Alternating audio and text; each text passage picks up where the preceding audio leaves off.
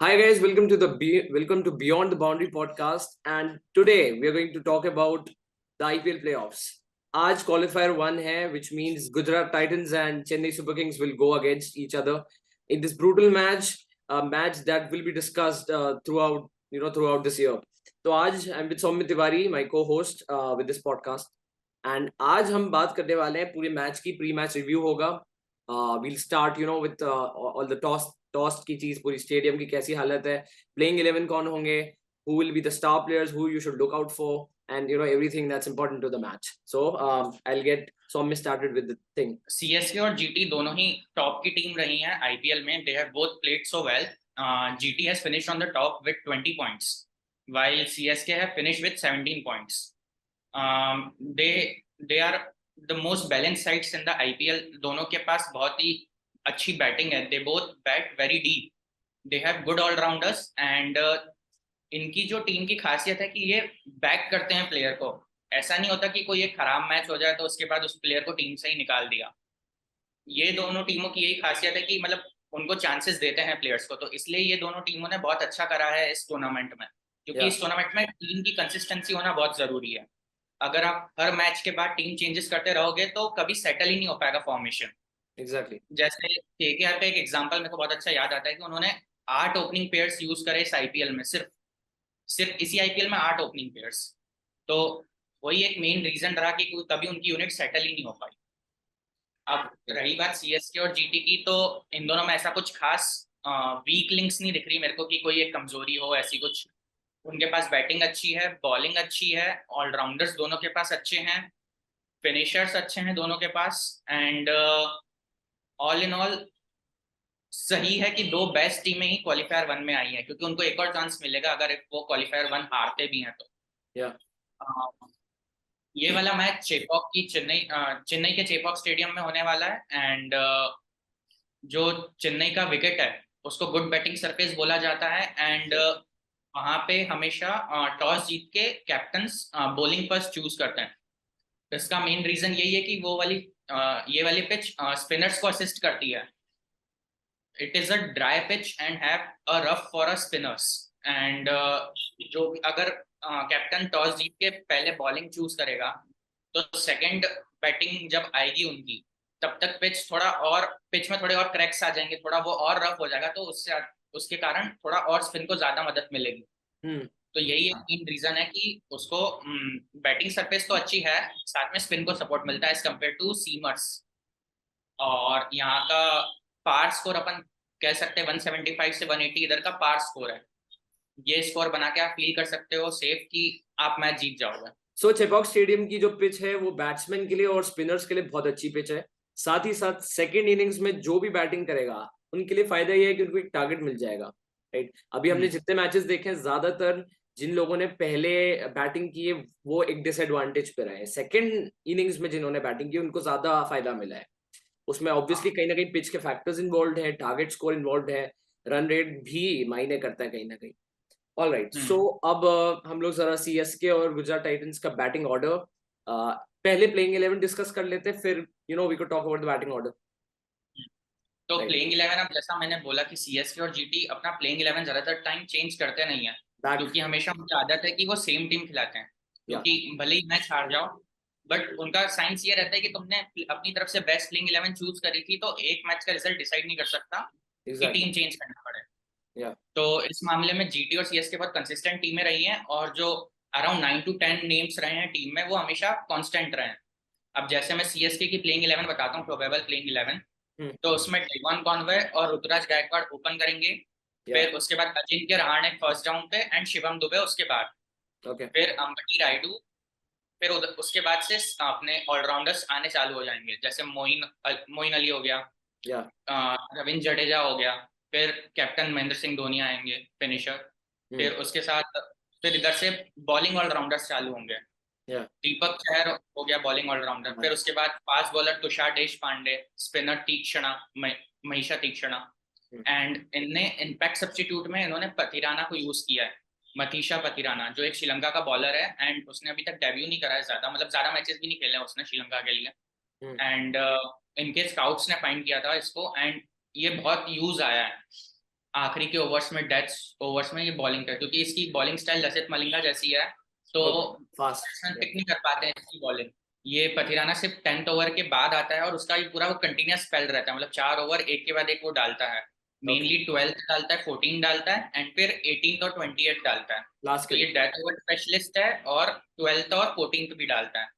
तो इधर से इसका मेन काम ये है कि रन्स नहीं दे, क्योंकि उसकी बॉलिंग स्टाइल डिफिकल्ट है, तो अभी तक बैट्समैन उसको पिक नहीं कर पा रहे हैं ज्यादा, तो वो ज्यादा रन्स भी नहीं देता है और आखिरी के ओवरों में विकेट भी निकाल लेता है यॉर्कर्स के थ्रू।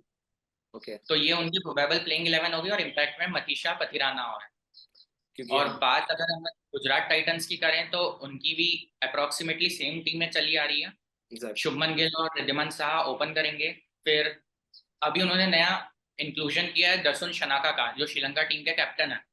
वो एक ऑलराउंडर है, बैटिंग ऑलराउंडर है एंड वो भी खेलेंगे। और फिर उसके बाद जैसे हार्दिक पांड्या हो गया, डेविड मिलर हो गया, राहुल तेवतिया हो गया, रशीद खान, ऑलरेडी मोहित एस्टैब्लिश्ड शर्मा, हाँ मोहित शर्मा, नूर अहमद अफगानिस्तान के हैं और अभी उनका पहला ही सीजन है। और फिर मोहम्मद शमी। तो ये उनकी प्लेइंग 11 हो गई। एंड जो यश दयाल है, वो उनका इम्पैक्ट सब्स्टिट्यूट हो सकता है, या फिर कोई और बॉलर, इंडियन बॉलर से रिप्लेस करना पड़ेगा उनको, तो वो अपने इम्पैक्ट सब्स्टिट्यूट हो जाएगा। तो ये तो दोनों की टीम है, इसमें ज्यादा चेंजेस तो होंगे नहीं, क्योंकि ये जो खिलाते आएंगी वही टीम में रहेंगी इनकी। तो ये तो उनकी टीम हो गई। अब अपन उनके स्टार परफॉर्मर्स को देख लें तो सीएसके के स्टार परफॉर्मर जैसे उनके ओपनर्स रहे डेवन कॉनवे, ऋतुराज गायकवाड़, उन्होंने ऑलमोस्ट हर दूसरे मैच में उन्होंने 50 स्टैंड लगाया है ओपनिंग पार्टनरशिप में। डेवन कॉनवे स्पिन अच्छा खेलते हैं और साथ में स्पिन भी अच्छा खेल लेते हैं, मतलब वही ऐसे ही 2-3 ओवरसीज बल्लेबाजों में से एक है जो फास्ट और स्पिन दोनों साथ में अच्छा खेल सकते हैं। ऋतुराज गायकवाड़ तो अपना है ही, पहले से ही उन्होंने स्टैब्लिश हो चुके हैं, अब इंडियन टीम में भी उनके डेब्यू हो चुका है और ये वाला सीजन भी बहुत अच्छा जा रहा है। फिर उसके बाद शिवम दुबे सीएसके के लिए। शिवम दुबे का एक बहुत ही बढ़िया इंकल्जन हुआ है, क्योंकि अभी तक उनके जैसे उन्होंने प्रीवियस जैसे राजस्थान रॉयल्स में रह चुके हैं, आरसीबी में रह चुके हैं, बट उन्होंने कहीं पे परफॉर्म नहीं करा। अब जैसे जैसे ही वो सीएसके में आए, उनको एक रिस्पॉन्सिबिलिटी दी गई कि वो सिर्फ स्पिनर्स पे ज्यादा खेलेंगे। लाइक वो जैसे फर्स्ट 10-50 का ज्यादा अच्छा लगता है, तो उसके बाद वो जैसे 7 और 8 ओवर्स के बाद ही मेनली स्पिनर्स आना चालू होते हैं पावर प्ले के बाद। तो अब तब विकेट गिरती है तो तब शिवम दुबे को भेजा जाता है, ताकि वो स्पिनर्स को टेक ऑन कर सके। वो उनका वो उधर ही खड़े खड़े रह के छक्के मारते हैं मेनली। लाइक उनका फुट मूवमेंट ज्यादा नहीं है, बट वो स्टैंड एंड डिलीवर वाली पावर जो होती है शिवम दुबे में, वो बहुत ज्यादा है। तो वो बीच के ओवर्स में, मिडिल ओवर्स में रन रेट बढ़ाने के लिए वो स्पिन पे बहुत अच्छा खेल सकता है। तो यही उन्होंने इस बार सीएसके के लिए करके दिखाया है। फिर उसके बाद जैसे मतीशा पथिराना, जिसका मैंने अभी बताया कि जो इम्पैक्ट सब्स्टिट्यूट है सीएसके का, ये डेथ ओवर्स में अच्छी बॉलिंग करके रन भी नहीं देते और विकेट भी निकाल लेते हैं। नया इंकल्जन है इनका। और साथ में दीपक चहर और तुषार देशपांडे। दीपक चहर स्टार्टिंग में स्विंग्स में बहुत करते हैं, स्विंग अच्छी करवाते हैं, ताकि और इनके पास दोनों एबिलिटी है, इन स्विंग और आउट स्विंग दोनों की एबिलिटी है। तो हाँ ठीक है। और तुषार देशपांडे का ये रहा है कि उन्होंने रन तो बहुत खर्च किए हैं अभी तक, स्टार्टिंग से देखा जाए तो उनकी इकोनॉमी 10 के ऊपर ही रही है, लेकिन उन्होंने विकेट बहुत सारे निकाले हैं, mainly in the death overs और कभी कभी स्टार्टिंग में, बट विकेट्स बहुत सारे निकाले हैं, तो इसलिए वो भी स्टार परफॉर्मर में आ जाएंगे। ओके। और अब बात करें गुजरात टाइटंस के स्टार परफॉर्मर्स की, तो इनकी भी ओपनिंग तो अच्छी रही है, उसमें शुभमन गिल बहुत अच्छे रहे। उन्होंने बहुत अभी बैक टू बैक 100 भी मारा है उन्होंने। और फिर साथ में विजय शंकर का एक बहुत ही बढ़िया अपन बोल सकते हैं कि एक उनका नया रूप देखने को मिला है अपने को। वो पूरे 3D फॉर्मेट प्लेयर के उसमें अपने को इस बार मिले हैं, क्योंकि अभी तक उनका देखा जाए तो उनका आईपीएल सीजन 2019 ही बहुत अच्छा रहा था बस, और उनका उस बेसिस पे इंडिया की वर्ल्ड कप टीम में सिलेक्शन हुआ था। तो उधर भी वो ज्यादा कुछ खास नहीं कर पाए थे और उसके बाद के आईपीएल भी उनके इतने अच्छे नहीं गए। लेकिन इस बार के आईपीएल में उनको बहुत मौका मिल रहा है और उन्होंने बहुत अपने टूर्नामेंट्स जो होते हैं ना, लोकल टूर्नामेंट्स और जो लिस्ट ए मैचेस वगैरह, उसमें बहुत अच्छा प्रदर्शन किया। तो वो बैटिंग भी कर सकते हैं, बॉलिंग भी कर सकते हैं और साथ में फील्डर तो हैं। तो ये जो पूरा 3D फॉर्मेट वाला प्लेयर हो गया, तो वो विजय शंकर अभी बन के उभरा है। ओके। और बात करें तो राशिद खान हो गए अपने। राशिद खान तो मतलब एस्टेब्लिश्ड ही प्लेयर है, वो जिस भी टीम में जाए तो उस टीम के जीतने के चांसेस बढ़ ही जाते हैं, भले बैटिंग हो, बॉलिंग हो या फील्डिंग हो। तीनों में गन फील्डर भी हैं वो। बॉलिंग स्पिन की उनकी जो रहती है स्पिन, उनकी खासियत ये है कि वो स्पिन बहुत तेज स्पीड में डालते हैं। मतलब जो आपने देखा होगा स्पिनर्स वो स्लो यूजुअली स्पिन हाँ करते स्लो हैं, करते हैं। लेकिन जो राशिद खान है उनकी बॉल पड़ने के बाद और तेज हो जाती है। तो बैट्समैन और उनको हाथ से रीड करना भी कर पाना भी मुश्किल है, तो इसलिए बैट्समैन ज्यादा खेल नहीं पाता उनको। ओके और अभी देखा जाए तो मोहम्मद शमी का एक बहुत अच्छा है, इस सीजन उन्होंने बहुत अच्छा परफॉर्म किया है। उन्होंने पावर प्ले में बहुत विकेट्स लिए हैं, मतलब 2 या 3 विकेट तो निकाल ही देते हैं, मतलब मेनली हर मैचेस में ऐसा मुझे चल रहा है उनका मुझे इतना मोहम्मद अच्छा शमी का प्रदर्शन। गेम काफी बैलेंस लगा है। मतलब ओडीआई फॉर्मेट्स में भी देख लो, टेस्ट फॉर्मेट्स में देख लो, एकदम बहुत ज्यादा सुपर परफॉर्मेंस नहीं होता, बट ओवरऑल बैलेंस चलता है कि अगर लेट्स से पिछले मैच में आपने विकेट्स बिल्कुल भी नहीं लिए, अगले मैच में उसी को एक तरीके से काउंटर कर लेते हो कि हाँ 2 या 3 की स्ट्रीक पे चल रहे हैं, फिर अगले मैच में वापस से कुछ नहीं होता, फिर अगले मैच में विकेट्स आ जाते हैं, तो काफी बैलेंस फॉर्मेट लगा उसका। और उनकी इकोनॉमी भी बहुत कम रही है, क्योंकि वो स्टार्टिंग से ही सीम अप डिलीवरी डालने लगे हैं, तो विकेट भी ले रहे हैं और साथ में रन्स भी नहीं दे रहे हैं। हाँ तो ये बहुत अच्छा रहा है। और साथ में और देखा जाए जीटी के लिए तो उनके फिनिशर्स बहुत अच्छा रोल कर रहे हैं इस बार। डेविड मिलर हो गया या राहुल तेवतिया हो गया। और लास्ट सीजन भी यही था, उन्होंने बहुत सारे ऐसे मैचेस जिताए थे जो एक टाइम पे लग रहा था कि हम नहीं जीत पाएंगे। तो मेन इसलिए जीटी को चेजिंग टीम कहा जाता है, क्योंकि वो अपने 70 से 80% से ज्यादा मैचेस वो चेस करते हुए जीतते हैं, क्योंकि उनके पास फिनिशर्स बहुत ऐसी क्वालिटी के हैं। डेविड मिलर हो गया, राहुल तेवतिया हो गया, हार्दिक पंड्या हो गया, रशीद खान हो गया। ये ऐसे 4 बल्लेबाज हैं जो कभी भी गेम का रुख बदल सकते हैं। तो इसलिए ये वाली टीम भी बहुत खतरनाक है, और इसलिए ही उसने टेबल टॉप पे फिनिश किया 20 पॉइंट्स के साथ, 10 मैच जीत कर 14 में से। ओके तो ये तो उनके स्टार परफॉर्मर्स हो गए। ओके। और मेरे को इम्पैक्ट प्लेयर्स की भी बात कर लेते हैं। एज यू मेंशन कि सीएसके के लिए पथिराना जो यंग श्रीलंकन डेब्यूटेंट है, उसका काफी होगा। और साथ ही साथ जीटी में Vijay Shankar. Do you Vijay think Shankar. Do you think कि इन दोनों टीम्स के लिए कोई और भी अच्छे प्लेयर्स हैं जो इम्पैक्टफुल परफॉर्मेंस दे सकते हैं एज इम्पैक्ट प्लेयर्स, और दूसरे जो अपने डगआउट में बैठे रहते हैं, are there more promising players? हाँ, अब जैसे कई बार इम्पैक्ट सब्स्टिट्यूशन अंबटी रायडू को भी लिया गया है, अगर जैसे बैटिंग सेकंड कर रहे हैं हाँ तब उसमें एक्स्ट्रा बैटर की जरूरत पड़ती है, तो कभी कभी अंबटी रायडू को प्लेइंग 11 से हटा के उसको इम्पैक्ट सब्स्टिट्यूशन लिया गया है। हम्म और वैसे ही जीटी के साथ भी रहा है, कभी विजय शंकर लिए गए हैं इम्पैक्ट सब्स्टिट्यूशन, या रिद्धिमान साहा इम्पैक्ट सब्स्टिट्यूशन लिए गए हैं। लेकिन जैसे मेनली देखा जाए तो ये लोग चेंजेस नहीं करते, जो इनकी अब जैसे प्लेइंग 11 नहीं होती, अब प्लेइंग 12 हो जाती है, क्योंकि इम्पैक्ट का भी एक जुड़ गया है, वो टीम का साथ रहता है। तो हम्म अब प्लेइंग 12 हो जाती है, तो yeah. मेनली इन्होंने प्लेइंग 12 में कभी चेंजेस करे ही नहीं है ज्यादा, मतलब ज्यादा ऑप्शंस तलाश नहीं करे हैं। उनको एक बार परफेक्ट साइड जो मिल गई फिर वो उसी पे कंटिन्यू करें। और बस इफ पिचेस की पोजीशन थोड़ी ज्यादा चेंज रहती है, जैसे अब हाँ जैसे चेन्नई में चलेगा तो वहाँ पे स्पिनर्स ज्यादा हैं, तो हो सकता है कि वो फास्ट बॉलर की जगह एक स्पिनर को और इम्पैक्ट सब्स्टिट्यूशन में ले आए, ताकि उसको ज्यादा मदद मिले पिच से। ऐसा बस, इसके अलावा तो और कोई चेंजेस वैसे नहीं करेंगे। आई गेस जो सबसे एंड इम्पोर्टेंट स्ट्रेटेजिक डिसीजंस होंगे वो सेकंड इनिंग्स में आएंगे, क्योंकि वहीं पे हाँ, खतरा, वहीं पे रिस्क फैक्टर ज्यादा है। एक तो फर्स्ट प्रेशर इनिंग भी में है। वैसे भी हाँ, कोई ज्यादा इम्पैक्ट सब्स्टिट्यूशन नहीं लेता फर्स्ट इनिंग में, क्योंकि सब सेकंड इनिंग में ही लेना पसंद करते हैं। हम्म अब सेकंड इनिंग में जो बैटिंग टीम होती है वो एक्स्ट्रा बैटर ले लेती है, और जो बॉलिंग टीम होती है वो एक्स्ट्रा बॉलर ले लेती है इम्पैक्ट सब्स्टिट्यूशन में। हम्म तो फर्स्ट इनिंग में ज्यादा वैसे कुछ होता नहीं इम्पैक्ट सब्स्टिट्यूशन का। अब रही बात जैसे प्रिडिक्शन की या फेवरेट्स की, तो अब जो मैच हो रहा है वो चेन्नई के चेपॉक स्टेडियम में हो रहा है, हम्म तो होम एडवांटेज मिलेगा चेन्नई को बहुत। नहीं को मिलेगा यार। तो इसलिए फेवर में 60 से 40 में बोल रहा हूँ कि चेन्नई के फेवर में, हम्म क्योंकि दोनों बहुत बैलेंस साइड है। और मे बी अगर चेन्नई में नहीं होता मैच तो 60-40 गुजरात के पक्ष में होता।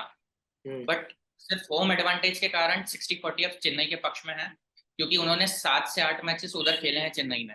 वो जीते हैं। उनको पिच पता है, उनको पिच पता है कि कैसी मिलेगी, उनको पूरी स्ट्रेटेजी पता है कि भाई कब क्या कौन से बॉलर से डलवाना है, कब कैसी बैटिंग करना है। हम्म तो इसका बहुत उनको लाभ मिलेगा, उनको बहुत हेल्प हो जाएगी। तो इसलिए मेरे ओपिनियन में कि सीएसके अभी बेटर पोजीशन में ये वाला मैच जीतने के लिए। जीत सकती है। और साथ ही साथ इस प्री मैच रिव्यू को एक और चीज पे एंड करेंगे कि धोनी के लिए काफी बड़ा मैच होगा, नॉट ओनली बिकॉज उनका लास्ट आईपीएल है, बट ऑल्सो ये अगर सीएसके में जीतती है तो he will get this chance to play at the finals, जो कि बहुत ऑनरेबल होगा उनके लिए। So I don't know like what's gonna happen, but I think Dhoni का गेम अच्छा टिक सकता है। एक तो होम एडवांटेज है, he knows the pitch, he knows his team, and एक वो इमोशनल फैक्टर भी है ना कि मेरा लास्ट मैच है, I want to give the people what they want. वो काफी बड़ा रोल प्ले कर सकता है इस मैच में, राइट? हाँ, ये बात सही है, क्योंकि अपने को नहीं पता है कि ये धोनी का लास्ट सीजन होगा कि नहीं होगा। या और ये तो अभी इस आईपीएल के बाद भी अभी पता नहीं चलेगा, क्योंकि मतलब धोनी जहां तक है वो अभी नहीं बताएंगे कुछ, जो भी उनका डिसीजन है। मे बी नए साल नेक्स्ट ईयर पता चलेगा, आईपीएल के थोड़े टाइम पहले, कि धोनी खेलेंगे कि नहीं खेलेंगे। क्योंकि वो भी अपने को पूरा टाइम देना चाहेंगे कि अब जैसे उनको इंजरी है नी में, वो ज्यादा भाग नहीं पा रहे हैं तेज, उनकी नी में इंजरी है। एंड उनको विकेट कीपिंग करने में बहुत दिक्कत हो रही है, जो उनका मेन चीज थी। तो इसलिए वो अभी अभी तो आईपीएल खेलेंगे पूरा, फिर उसके बाद वो अपनी उस चीज पे वर्क करेंगे, नी की इंजरी पे वर्क करेंगे। फिर एंड इफ डिसीजन वो फिट आएगा। हो पाते हैं, इफ वो फिट हो पाते हैं तो अगला सीजन खेलेंगे। वरना वो हमेशा टीम का पहला सोचते हैं, वो लाइबिलिटी बनना नहीं चाहते टीम की। तो अगर वो फुली फिट नहीं होंगे तो मे बी शायद वो संन्यास ले लें। बट अपन एज अ फैन तो यही चाहेंगे कि वो अगला सीजन भी खेले। बट वही है कि लोग ये भी यही मान रहे हैं कि शायद ये सीजन लास्ट हो सकता है, तो इसलिए हर किसी भी मैदान में चले जाओ, किसी भी अपोजिशन के सामने, बट हमेशा धोनी के सपोर्टर हमेशा उधर मिलेंगे। हमेशा रहेंगे। बट तो वो बात भी ना, वो अपने 40s में आ गए, तो अब आई डोंट 41 थिंक है, सो ज्यादा, एक साल, परहैप्स एक साल, उससे ज्यादा तो नहीं। उससे ज्यादा नहीं। मेरे को भी यही लग रहा है कि अगर होगा होगा तो मैक्स नेक्स्ट ईयर बस। उसके बाद उसके बाद नहीं हो पाएगा। तो या तो यही साल लास्ट है या फिर अगले साल लास्ट होगा बस। ये सेम उसके चीज बाद मुझे, तो वो खुद ही। हाँ ये सेम चीज मुझे एक और wicket keeper, captain batsman Adam Gilchrist में दिखती थी। मतलब उसकी एज हो गई थी। इवन अगर आप उसके लाइक फोर्थ या फिफ्थ आईपीएल तक की भी बात करो, जब वो के किंग्स 11 की कैप्टनसी मेंटेन कर रहा था, लास्ट आईपीएल तक भी काफी एज तक खेला हूँ। एंड उसके बाद हम्म। भी आईपीएल रिटायर होने के बाद भी उन्होंने कुछ बहुत ही लोकल टूर्नामेंट्स खेले थे, और कुछ एक लेजेंड्स का फॉर्मेट आता था, इफ यू रिमेम्बर, हाँ हाँ हाँ। राइट, उसमें भी काफी टाइम तक खेला। तो ये सेम चीज मुझे धोनी में दिख रही है। ऑब्वियसली धोनी में ज्यादा है। एडम गिलक्रिस्ट ने बहुत जल्दी रिटायरमेंट ले लिया था, उसको दूसरी चीजें करनी थी। Dhoni Dhoni has that love for cricket, so वो तो आई गेस वो छोड़ना नहीं चाहेगा। और ऑब्वियसली हमको मीम्स के इतना फॉर्मेट मिल जाता है ओवर द आईपीएल्स। जडेजा के हेलमेट पे जब मारा था, का लगाया, कितना प्रेशर हो रे बाबा। भाग जड्डू भाग भाई। अच्छा